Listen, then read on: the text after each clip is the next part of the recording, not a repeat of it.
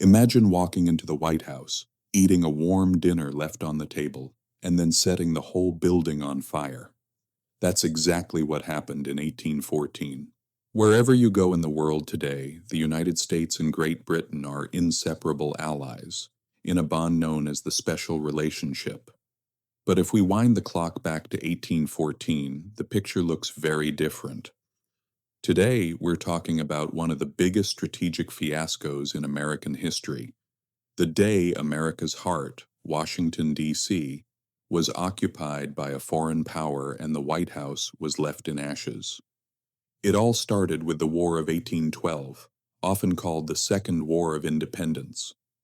The young United States was once again facing off against Great Britain, the world's greatest naval power. Tensions had been boiling over for years due to trade restrictions and maritime rights. The fuse for this specific event was lit when American forces invaded Canada and burned down the administrative center of York, known today as Toronto.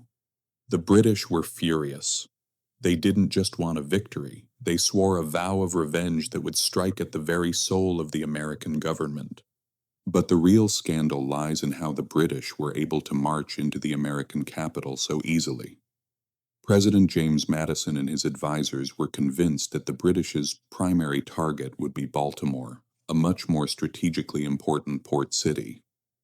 Washington, D.C. back then was a developing town, and the leadership arrogantly assumed no foreign army would bother occupying it. This turned out to be one of the most fatal assumptions in history.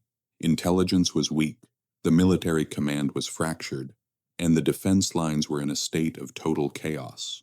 Even the units meant to guard the city had no clear plan of action.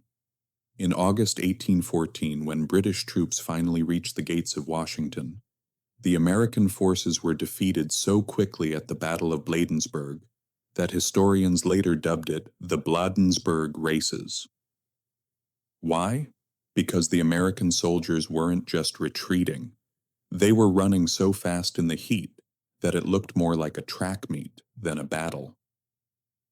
A force of 7,000 Americans, mostly untrained militia, disintegrated in minutes against a smaller group of highly disciplined British regulars.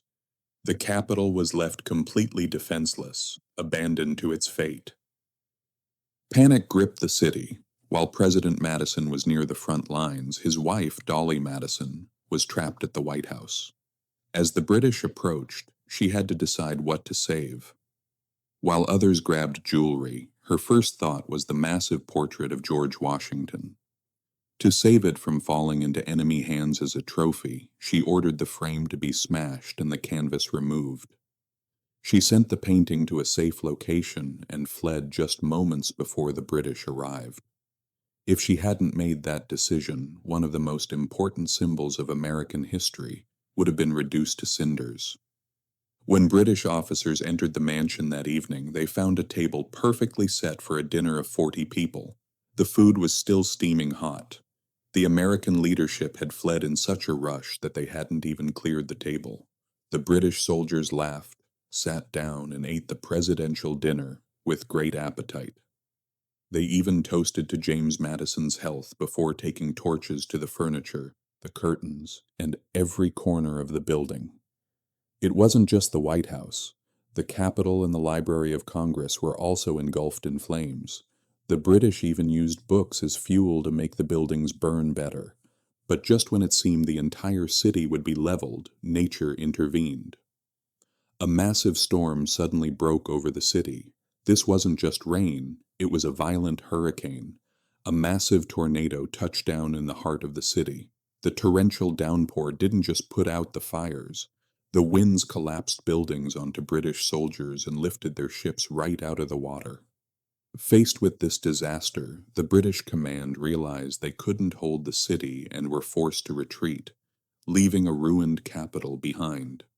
The next day, the White House was a gutted shell. Its walls were eventually painted white several times to hide the permanent char marks, which is how the name White House became official in the public's mind. This fiasco remains one of history's most expensive lessons. showing that even the strongest nations can be vulnerable due to a single strategic mistake and a moment of negligence. If you enjoyed this deep dive into history's darkest strategic failures, make sure to subscribe to History's Fatal Decisions.